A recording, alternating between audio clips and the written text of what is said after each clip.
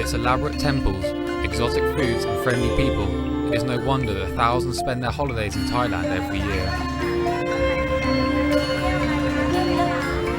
But the fact that Thailand also provides assembly line work for the world's electronic and textiles industries is less known. Mobiles, laptops and MP3 players are all cheap in Asia. The hard drives in all of these devices are largely manufactured in Thailand.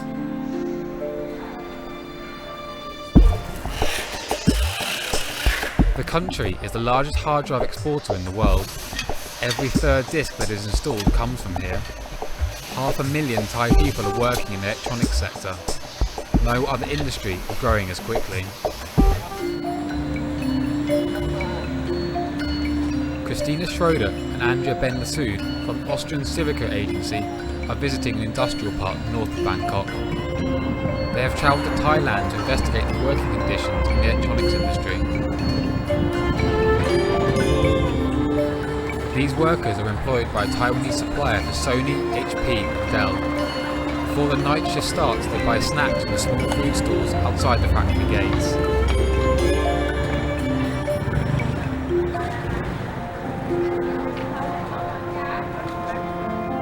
Filming inside the factory is not allowed. 12-hour shifts are standard fare here, and all the women work overtime. More than 10 hours every night are spent working on the machines. They report pain in their legs and back.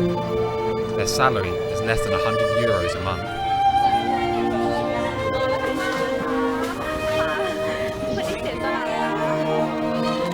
Die meisten Arbeiterinnen sind Frauen, sind junge Frauen, die meistens auch alleinstehend sind. Und wenn sie 8 Stunden arbeiten, reicht ihnen der Lohn nicht aus, um die Runden zu kommen. Das heißt, sie müssen jeden Tag 2 oder 3 Stunden Überstunden machen. Sie arbeiten 5, 6 oder sogar 7 Tage die Woche. The company that ran this factory was Anyon. They manufactured parts for Samsung products until they suddenly closed up. To encourage investment, new companies in Thailand are exempt from taxes for several years. When this exemption period is expired, factories close and then reopen under a new name. But this time, the workers did not play along and instead occupied the factory. They are demanding their unpaid wages and are preventing the management from starting again with new, cheaper labour.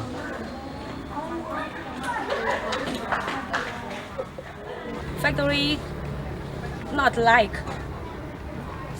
the union. I think this year he want to open factory new because he pay money for me. We are going outside. A typical market in the province. Everywhere you look there is an abundance of fresh produce, but the people have to work hard to make ends meet. Such is the case for Manas Tebdu, who comes to this market to find his dinner. Previously his wife cooked for him, but after he had an accident at work, she left him. Manas worked at the company Korapad, a supplier of Samsung. The machine he used had a defect. Although he had reported this several times, it was never repaired. In March 2008, at the end of a 10-hour night shift, he caught his foot in the machine. Half his foot had to be removed.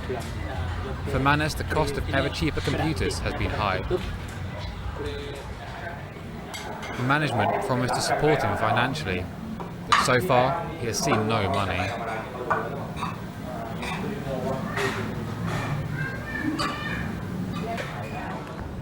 Beneath the offices of German underwear manufacturer Triumph, the workers have built a camp. They are protesting against the sacking of nearly 2,000 people. Despite an annual turnover of over 2 billion Swiss francs, Triumph justify these dismissals by citing the economic crisis. I've worked here 16 years as a seamstress and often forget that I am now unemployed. I am 43 years old. It is very difficult to find a new job. But if I go back to my village, it is worse, because there you can do nothing. There you cannot make money.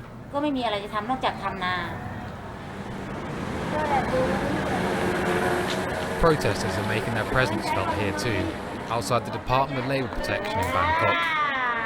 Despite the economic collapse, Another Triumph factory in Nakhon Sawan has been expanded, but the trade unions argue that it is running on even cheaper labour and there is no worker representation.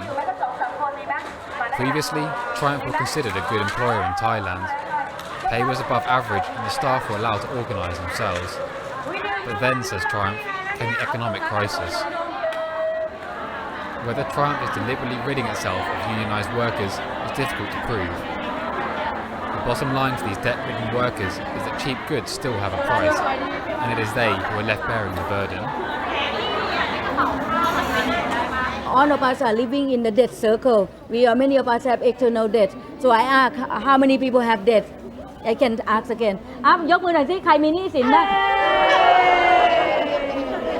อุ้ย100ละเท่าไหร่ดอกเบี้ย120จริงๆอ่ะ The interest is 20 baht per month.